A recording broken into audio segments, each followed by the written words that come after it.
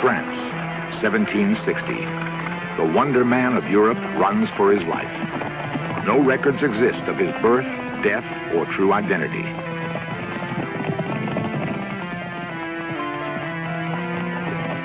He was considered a genius in art, music, politics, and alchemy. Although he looked 40, many believed he was at least 150 years old. He called himself the Count of Saint Germain.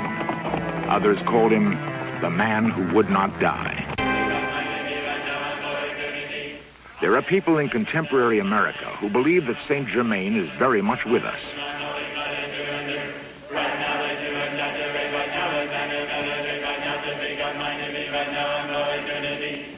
Although he was most prominent 200 years ago, they believe he has never died and never will.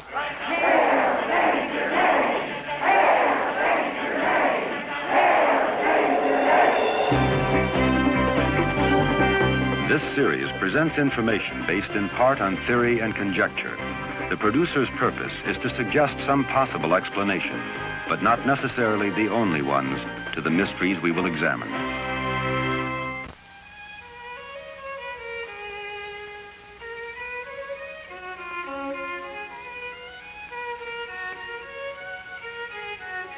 The court at Versailles in 1757 rides the last great crest of regal splendor before the French Revolution.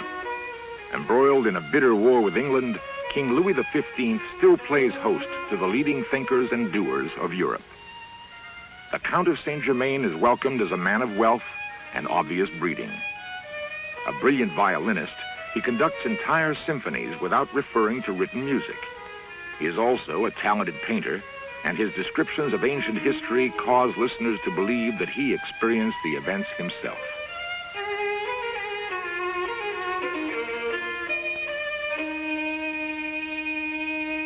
In recreations based on actual memoirs, Saint Germain fascinates the elite of France, including Voltaire, Madame Pompadour, and especially King Louis.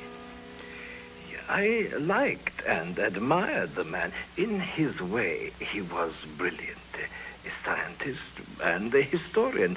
He amused and astounded me. Why, once he removed a large flaw from this very beautiful diamond and tripled its worth.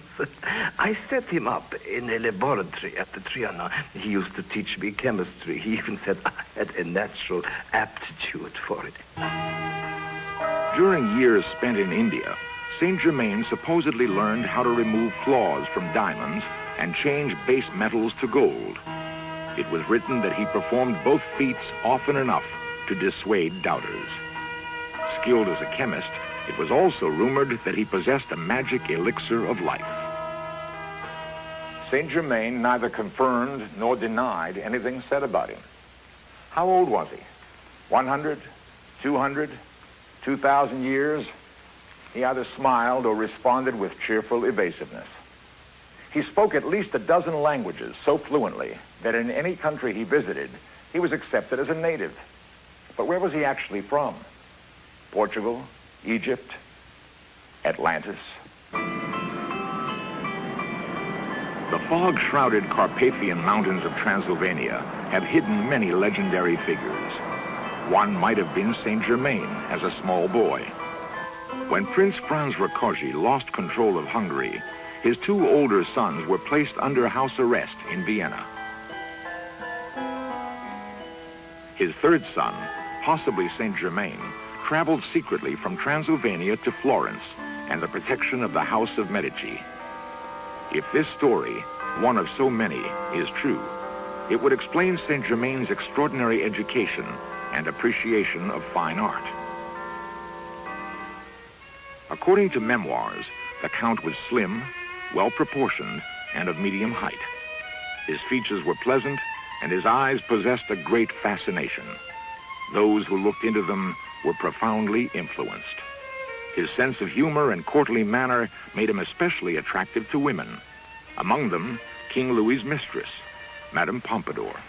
He was a truly delightful person, and he knew all of the European languages, and he was very entertaining.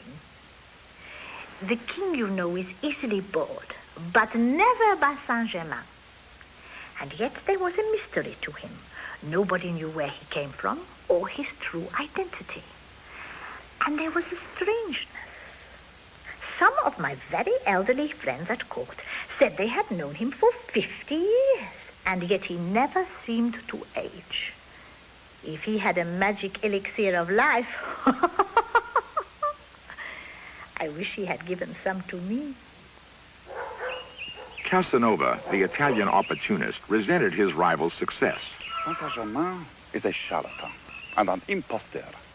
He thinks he's a prodigy in everything. Oh, he's very clever. And with his tricks, he has the capability to amuse. He can make the women admire him. But then, I know something of the ladies myself. One very mysterious thing. In all of the banquets we have attended together, I have never seen him eat one morsel of food. While his peers gorged at banquets, Saint-Germain dined alone on light portions of cereal, vegetables, and the white meat of chicken. Was this his secret for long life? Small, balanced meals?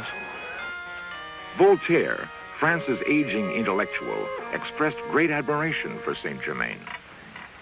He is a very learned man and a Freemason. His knowledge of history is so extraordinary, it makes one believe he lived through the events himself. One could believe it would take more than one lifetime to absorb so much knowledge. Thus, the man must be immortal. He was so knowledgeable in politics and history that I used to send him on secret missions to make peace with England, but that was my mistake. I went over the head of my foreign minister, who naturally was furious. Of course, I had to pretend that I knew nothing of the affair. Choiseul was going to arrest him, but he escaped and disappeared.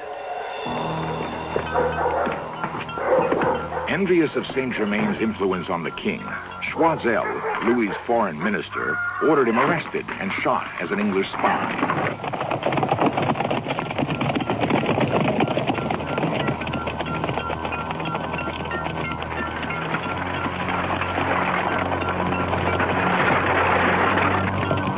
Choiseul circulated vicious rumors throughout Europe, claiming that Saint-Germain was a Portuguese of questionable parentage who married for money in Mexico and absconded to Turkey with his wife's jewels. Saint-Germain escaped to the English Channel and crossed safely to London. However, Choiseul's ugly stories followed him wherever he wandered, even to Russia.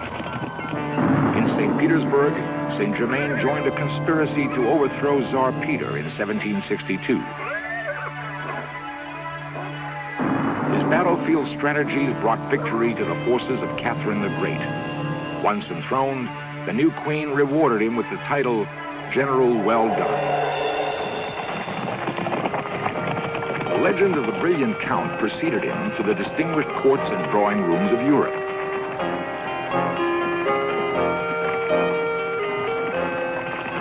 Wherever he traveled, Saint-Germain was welcomed as a scholar, a scientist, and raconteur.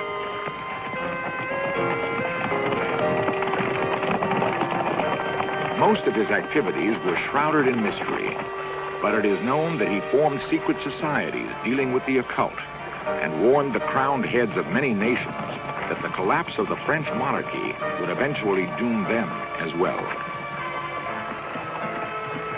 His one known manuscript, the Most Holy Trinisophia, written in a combination of modern languages and ancient hieroglyphics, is considered a classic of occult literature.